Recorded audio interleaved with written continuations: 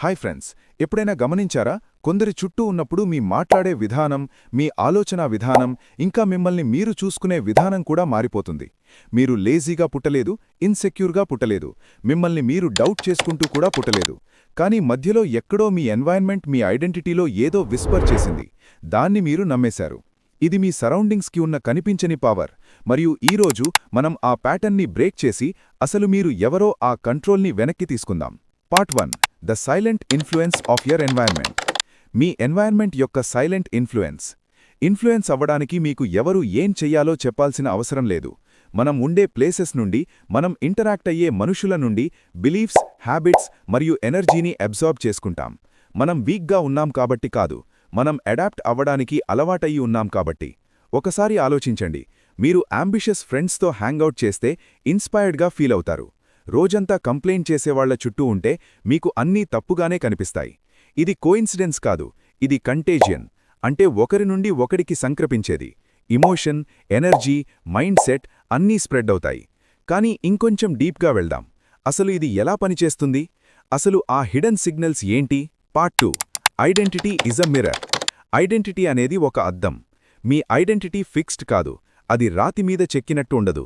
అది ఒక అద్దం. మరియు ఆ అద్దం దాని చుట్టూ ఏముందో దానినే రిఫ్లెక్ట్ చేస్తుంది. జనాలు మిమ్మల్ని కాన్స్టెంట్గా డౌట్ చేస్తుంటే మిమ్మల్ని మీరే క్వశ్చన్ చేసుకోవడం స్టార్ట్ చేస్తారు. మీ రూమ్ మెస్సీగా, డిమ్గా, అస్తవ్యస్తంగా ఉంటే మీ మైండ్ కూడా మెల్లగా అలాగే మారిపోతుంది. మీ వర్క్ ఎన్వైర్న్మెంట్ టాక్సిక్ అయితే ఇంట్లో మీ కాన్ఫిడెన్స్ కూడా తగ్గడం స్టార్ట్ అవుతుంది. మీ బ్రెయిన్ నేను వేరు, వాళ్లు వేరు అని సెపరేట్ చేయదు. అది తన చుట్టూ ఏం కనిపిస్తుందో దాన్ని వింటూ మీ ఐడెంటిటీని దానికి తగ్గట్టు అడ్జస్ట్ చేస్తుంది.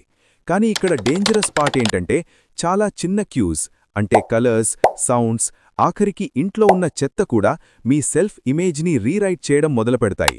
Part 3, the power of tiny triggers. చిన్న ట్రిగర్స్ యొక్క పవర్. మీకో ఎగ్జాంపుల్ ఇస్తాను. ఒక మెస్సీ డెస్క్ మిమ్మల్ని అన్ప్రొడక్టివ్గా చేయడం మాత్రమే కాదు, అది మీ బ్రెయిన్కి మీరు డిసార్గనైజ్డ్ అని చెప్తుంది. పడుకునే ముందు ఫోన్ చూడడం కేవలం హ్యాబిట్ కాదు, అది బ్రెయిన్కి నిద్ర కంటే స్టిమ్యులేషన్ ముఖ్యం అని చెప్తుంది. నాయిస్, స్ట్రెస్ లేదా నెగటివిటీతో నిద్ర లేవాలంటే ప్రపంచం అస్తవ్యస్తంగా ఉంది కాబట్టి నేను టెన్షన్లో ఉండాలి అని బ్రెయిన్ అజ్యూమ్ చేసుకుంటుంది. టైం గడిచే కొద్దీ ఈ చిన్న సిగ్నల్స్ ప్యాటర్న్స్గా మారతాయి. ఆ ప్యాటర్న్స్ ఐడెంటిటీగా మారతాయి. మీకు తెలియదు, కానీ మీ సరౌండింగ్స్ సైలెంట్గా మీ స్టోరీని రాస్తున్నాయి. కానీ ఒకవేళ మీరు స్క్రిప్ట్ని తిప్పి రాస్తే, మీ బ్రెయిన్కి కరెక్ట్ స్టోరీ చెప్పే ఎన్వైర్న్మెంట్ని మీరు డిజైన్ చేసుకుంటే.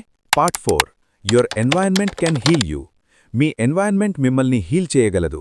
చేంజ్ అవ్వడానికి ఫస్ట్ మిమ్మల్ని మీరు మార్చుకోవాల్సిన అవసరం లేదు. మీ సరౌండింగ్స్ని మార్చడంతో స్టార్ట్ చేయండి. ఒక క్లీన్ రూమ్ మీరు కంట్రోల్లో ఉన్నారని బ్రెయిన్కి చెప్తుంది. పిల్లో మీద ఉన్న జర్నల్ మీరు రిఫ్లెక్టివ్ పర్సన్ అని చెప్తుంది.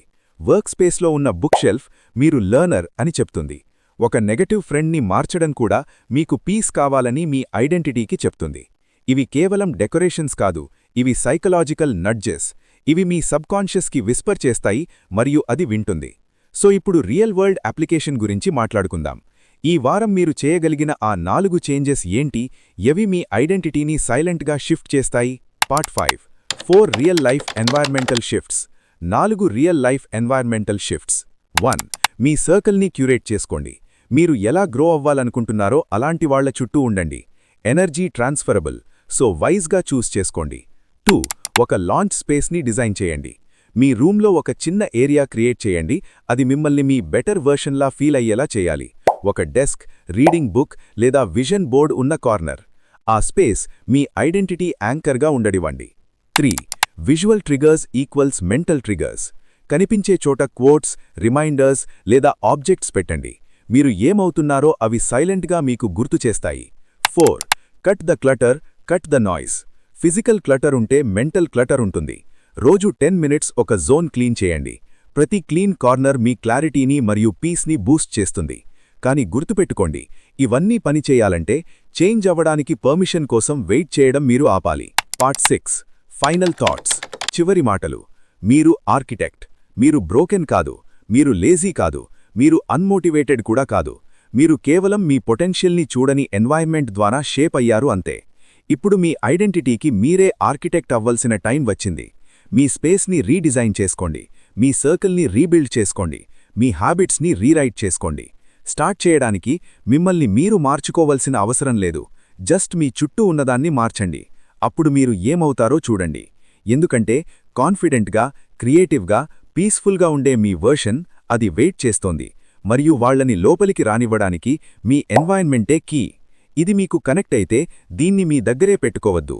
స్టక్గా ఫీల్ అయ్యే వాళ్లతో, బ్రేక్ ఫ్రీ అవ్వడం డిజర్వ్ అయ్యే వాళ్లతో దీన్ని షేర్ చేయండి. ఇది లీబ్రో వర్స్. ఇక్కడ మనం చేంజ్ గురించి మాట్లాడడం మాత్రమే కాదు, మనం దాన్ని బిల్డ్ చేస్తాం ఒక్కొక్క షిఫ్ట్తో. నెక్స్ట్ వీడియోలో కలుద్దాం.